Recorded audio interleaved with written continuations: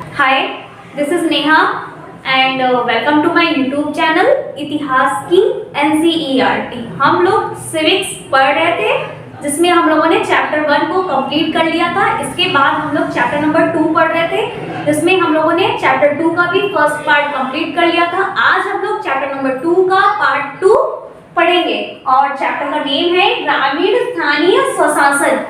इसमें सबसे पहले हम लोग ग्राम प्रधान के बारे में पढ़ेंगे कि ग्राम प्रधान का चुनाव किस प्रकार से होता है। ग्राम प्रधान का चुनाव मतदान के द्वारा उसी गांव के निवासियों के द्वारा होता है, अर्थात जिस ग्राम में ग्राम प्रधान का चुनाव होना है वो उसी ग्राम का निवासी होना चाहिए और उन्हीं ग्राम के निवासियों के द्वारा ग्राम प्रधान का चुनाव किया जाता है। इसके बाद ग्राम पंचायत समिति के सदस्यों में से ही एक सदस्य को बहुमत के द्वारा उप प्रधान के लिए चुना जाता है। जो ग्राम पंचायत समिति होती है उनमें से ही एक सदस्य को बहुमत के द्वारा उप प्रधान के लिए चुना जाता है। इसके बाद ग्राम प्रधान की अनुपस्थिति में, यदि ग्राम प्रधान अनुपस्थित है तो उसकी अनुपस्थिति में उप प्रधान ही उसके कार्यों को करता है, अर्थात ग्राम प्रधान यदि अनुपस्थित है तो उसके कार्यों को उप प्रधान कर सकता है। इसके बाद ग्राम प्रधान, उप प्रधान और पंचायत समिति, इनके सदस्यों को जनता का प्रतिनिधि कहा जाता है। क्यों? क्योंकि इनका जो चुनाव होता है वो जनता के द्वारा होता है और ये सभी जनता के सुविधाओं के लिए ही कार्य करते हैं। इसके बाद यदि कोई सदस्य अगर ठीक से काम नहीं करता है तो वह पंचायत समिति से उसे हटाया भी जा सकता है। यदि कोई सदस्य ठीक से काम नहीं कर रहा है तो उसे पंचायत समिति से हटाया भी जा सकता है। इसके बाद नेक्स्ट है सरकार द्वारा नियुक्त कर्मचारी। कौन से ऐसे कर्मचारी हैं जिनकी नियुक्ति सरकार के द्वारा की जाती है, जिसमें पहला है ग्राम पंचायत अधिकारी जिसे सेक्रेटरी कहा जाता है। दूसरा ग्राम विकास अधिकारी जिसे बीडीओ कहा जाता है।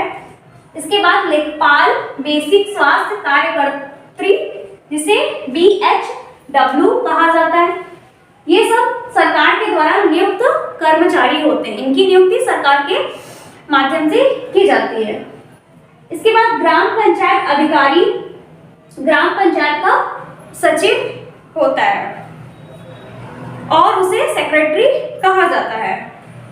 इसका कार्य क्या होता है? यह जनता द्वारा नहीं चुना जाता है, इसका चुनाव जनता के द्वारा नहीं होता है, इसका चुनाव सरकार के द्वारा होता है।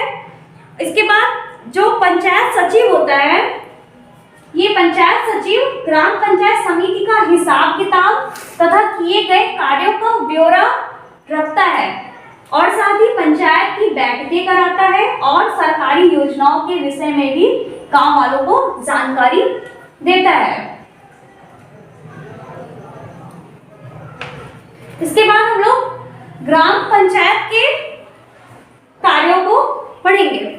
इससे पहले हम लोग ये जान लें कि ये जो सुख सुविधाएं सरकार के द्वारा गांव वालों को दी जा रही है वो इसके लिए जो पैसे हैं वो कहां से इन सब योजनाओं को किसके माध्यम से किया जा रहा है, कैसे हो रहा है? सरकार द्वारा ये जो बहुत अनुदान दिया जाता है, ये जो पैसे हैं इन सारे गांव को सुख सुविधाओं के लिए, इसके लिए सरकार बहुत सारे अनुदान देता है। इसके अलावा हाट, दुकान, मकान, जमीन आदि पर कर टैक्स वसूला जाता है। कुछ सार्वजनिक भूमि पट्टे पर भी दी जाती है। इन्हीं साधनों से इकट्ठा किया जाता है धन और इसका उपयोग गांव के विकास के लिए किया जाता है। इसके बाद जो पंचायत होती है उसकी जिम्मेदारी होती है कि वो गांवों की दशा को सुधारे और ग्राम पंचायत ये भी देखती है कि गांव की जनता प्राथमिक स्वास्थ्य केंद्र के द्वारा स्वास्थ्य की सुविधा जो है उसको ले रही है या नहीं ले रही है, प्राप्त उन्हें ये स्वास्थ्य की सुविधाएं प्राप्त हो भी रही है या नहीं हो रही है। इन सारी चीजों को सरकार देखता है। इसके बाद हम लोग ग्राम पंचायत के कार्यों के बारे में भी पढ़ेंगे। इसमें ग्राम पंचायत के कार्यों में सबसे कुछ प्रमुख कार्य हैं जो ग्राम पंचायत करती है, जिसमें पहला है प्रकाश की व्यवस्था करना। गांवों में दूर दूर तक सभी गांवों तक प्रकाश की व्यवस्था हो, बिजली की व्यवस्था, इन सारी व्यवस्थाओं को गांवों तक सभी जगह तक पहुंचाया जाए, गांव के सभी घरों घरों तक पहुंचाया जाए। विद्यालयों की व्यवस्था करना ताकि सभी बच्चे शिक्षा ग्रहण कर सके, साफ सफाई और साथ ही पेयजल की व्यवस्था करना, पेयजल के लिए नलकूप और कुएं इत्यादि की व्यवस्था सरकार के द्वारा की जाती है।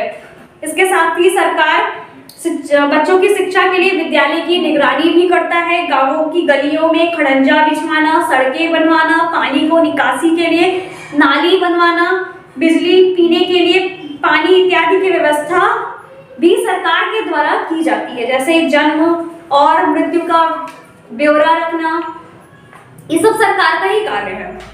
इन सारी चीजों को तैयार करना और फिर इसकी जिम्मेदारी ग्राम पंचायत की होती है।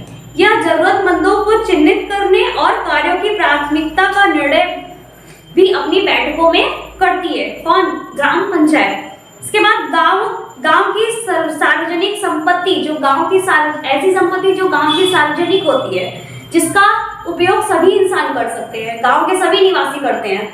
गांव की जो सार्वजनिक संपत्ति उसका रख रखाव करना एवं इनके खरीदने तथा नीलामी का कार्य ग्राम पंचायत के द्वारा किया जाता है। पंचायत अपनी आमदनी तथा खर्च का हिसाब किताब रखती है। वर्ष में 2 बार ग्राम पंचायत की बैठकें होती है। बैठक में ग्राम पंचायत यह देखती है कि ग्राम की पंचायत समिति अपने कार्यों को उचित ढंग से कर रहा है कि नहीं। और इसके साथ ही आज हमारा ये जो चैप्टर है यहीं पे कंप्लीट होता है। So thank you for watching my this video. Please like, subscribe and share.